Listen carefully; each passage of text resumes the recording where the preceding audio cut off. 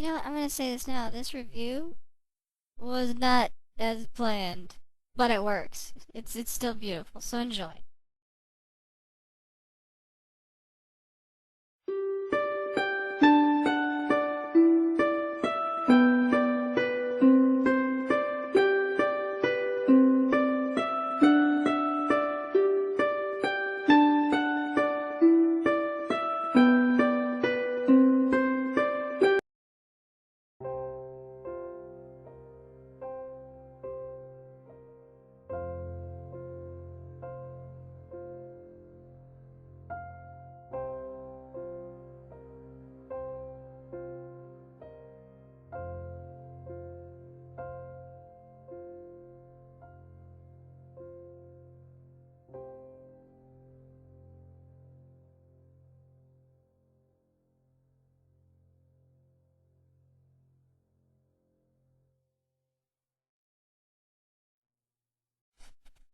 Federal law allows citizens to reproduce, distribute, or exhibit portions of copyrighted motion pictures, videotapes, or video discs under certain circumstances without authorization of the copyright holder.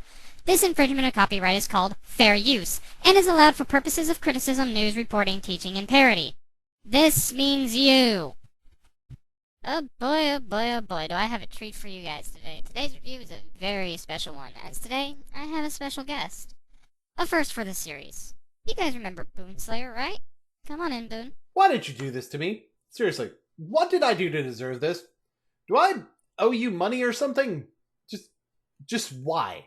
Anyway, hi, I'm Boon. So, let's go back to September 16, 2000, where rapper Eminem was the top dog. He was everywhere. You couldn't turn around without hearing My Name Is or Slim Shady Please Stand Up. And even at the time, The Way I Am was on the 65 spot on Billboard's Top 100.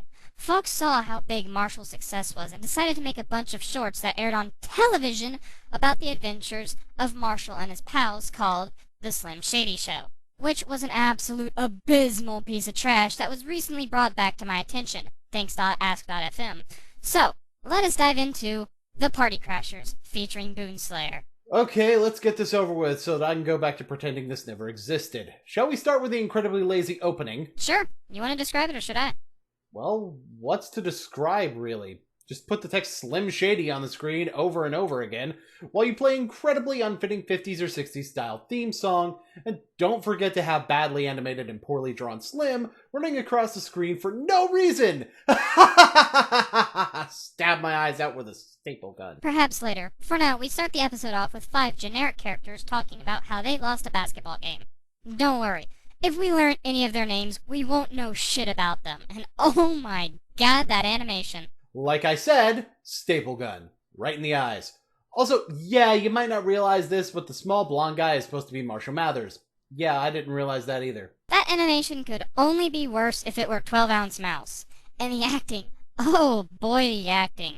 This is not normally something I touch on, but the acting in this show is incredibly distracting, especially if we listen to the acting of Token Girl character, whose voice doesn't even sound like she recorded it in a studio, but instead recorded it on a fucking phone. They were just so short.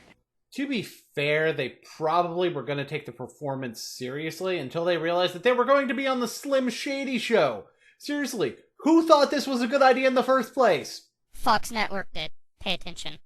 Anyway, in comes Slim Shady, played by Eminem, who honestly probably plays most of the characters in this episode, and none of them are acted very well, so go figure. Slim decides to pointlessly insult these generic characters because insults are always funny even when they have no context, and comes up with a plan to crash a party to fuck them up with some pointless reference to South Park and Cartman's mother. That's the first of many pointless South Park references. They sneak into what I assume is Marshall Mom's room, and they sneak money and Viagra, and of course the keys to his mother's car. Then they drive to a convenience store where they see some Dio DiCaprio, which, let's be honest, is an obligatory reference to Leonardo DiCaprio, who they beat the crap out of because they find him overrated, and for no other reason than that. The idiots then drive down the interstate into South Park, where they not only kill a bus full of children, presumably, but also kill Officer Barbrady, because this is the Slim Shady show, and we need to make more pointless references to Family Guy because that was getting popular around the time, right?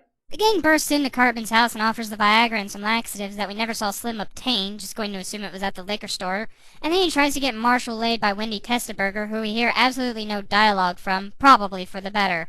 Oh no, Doodle. I think you mean Wendy Testicleburger. After all, gotta avoid a copyright lawsuit since literally all you're doing is using the characters and not providing any commentary in relation to them whatsoever. Can I just stop us for a moment? I'm aware that we want to get this over with as soon as possible, but I just need to mention the implications of the scene. The South Park cast at the time of 2000 wasn't even in the 4th grade yet. And from everything I've seen up to this point, the whole cast of the Slim Shady Show are either teenagers or adults, or alternatively, if they are kids, then they'd be totally fucked up from all that binge drinking they did on the ride to this party. So, are they implying pedophilia? Of course they are. After all, this is the Slim Shady Show, where nothing is too offensive. Now we get some real highbrow and tasteful classy content, which is a wonderful change of pace. The entire South Park cast becomes strangely erect due to the medication that Slim offered them earlier. Sarcasm aside, is this really the best they could do to fuck up the party? Give kids Viagra, give Cartman laxative chocolates, and fuck Wendy Testaburger, who, by the way, gets shat on by Cartman?